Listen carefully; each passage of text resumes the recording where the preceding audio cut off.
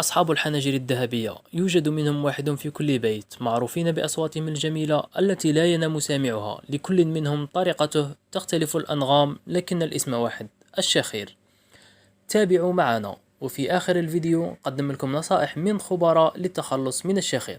يحدث الشخير عندما يتدفق الهواء أثناء التنفس، وتعمل الأنسجة المتراخية مثل اللسان على تضييق مجرى الهواء، مما يؤدي إلى اهتزاز هذه الأنسجة وبداية اللحن. وقد سجلت حالات نادرة لحوادث اعتداء أو حتى قتل بسبب الشخير. وجدت إحدى الدراسات أن الذين ينامون مع الشخص الذي يشخر يستيقظون 21 مرة كل ساعة.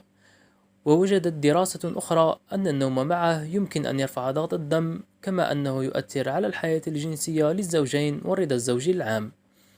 هناك عدة عوامل تسبب الشخير، منها السمنة، استهلاك المشروبات الكحولية، وضعية النوم، نزلة البرد، الوراثة.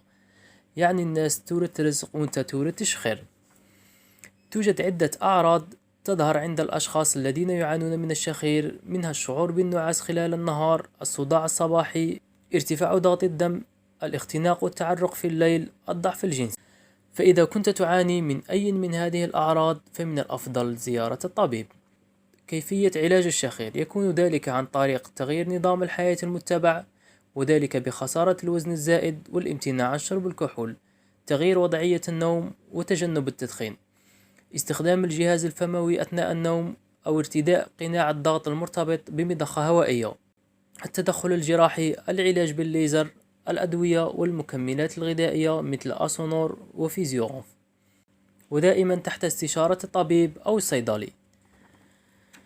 وصلنا لآخر الفيديو، أتمنى أن المعلومة وصلت. وللمزيد من المعلومات اضربوا طلع على المصادر في أسفل الفيديو، وكل واحد يسجل لنا الشخرة نتاعه ويبعثها لي ميساج، وأجمل شخرة نحطها في الفيديو الجاي. وأي استفسار خلوه لي في التعليقات، وما تنساش دير جيم، تابوني وتبارطاجي مع أصحابك باش يستفادوا هما تاني. وربي يشافي كل مريض، ونلتقي في فيديو آخر، وليكن شعارنا دوما نحو محتوى هادف.